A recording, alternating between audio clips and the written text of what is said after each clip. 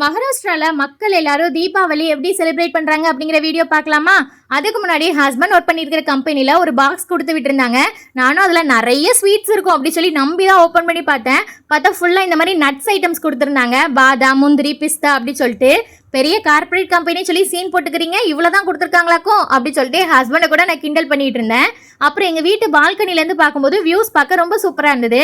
ஏன்னா தீபாவளி அப்படின்னாலே இந்த மக்கள் எல்லாரும் ஃபுல்லாக சீரியல் லைட் போட்டு டெக்கரேட் பண்ணியிருப்பாங்க. ஸோ மேலேருந்து அந்த வியூ பார்க்க நல்லா இருந்தது. இது பார்த்தீங்கன்னா எங்கள் அப்பார்ட்மெண்ட்டில் இந்த கண்டில்னு ஒன்று தொங்க விடுவாங்க சொல்லியிருந்தேன் இல்லையா, ஸோ அதை தொங்க விட்டுருக்காங்க. அது போக எல்லார் வீட்டு பால்கனிலையும் ஃபுல்லாக சீரியல் லைட் தான். ஸோ தூரத்துலேருந்து பார்க்கும்போது அங்கங்கே கலர் கலராக லைட் எரிஞ்சு அது பார்க்க நல்லா இருந்துச்சு.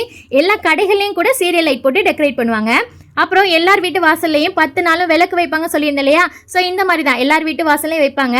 அது போக நம்மள மாதிரி புள்ளி வச்சுலாம் கோலம் போட மாட்டாங்க, ஃபுல்லாக ரங்கோலி டைப் கோலம் போடுவாங்க சொல்லியிருந்தேன் இல்லையா, ஸோ இந்த மாதிரி தான் கோலம் போடுவாங்க. பூக்கள் வச்சு கூட கோலம் போடுவாங்க.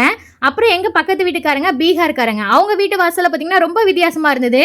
இந்த மாதிரி வாழை இலையெல்லாம் வச்சு டெக்கரேட் பண்ணியிருந்தாங்க. நான் ஃபர்ஸ்ட் டைம் இதை பார்க்குறேன், இதுக்கு முன்னாடி பார்த்ததில்ல. ஸோ இது பார்க்க புதுசாக இருந்தது. அப்புறம் குழந்தைங்கலாம் சேர்ந்து வெடி போட்டு நல்லா என்ஜாய் பண்ணிட்டு இருந்தாங்க. இங்கே தீபாவளி டைம் பார்த்தீங்கன்னா இந்த மாதிரி கேஸ் ஏர் பலூன் இருக்கு இல்லையா, இதை பறக்க விடுவாங்க.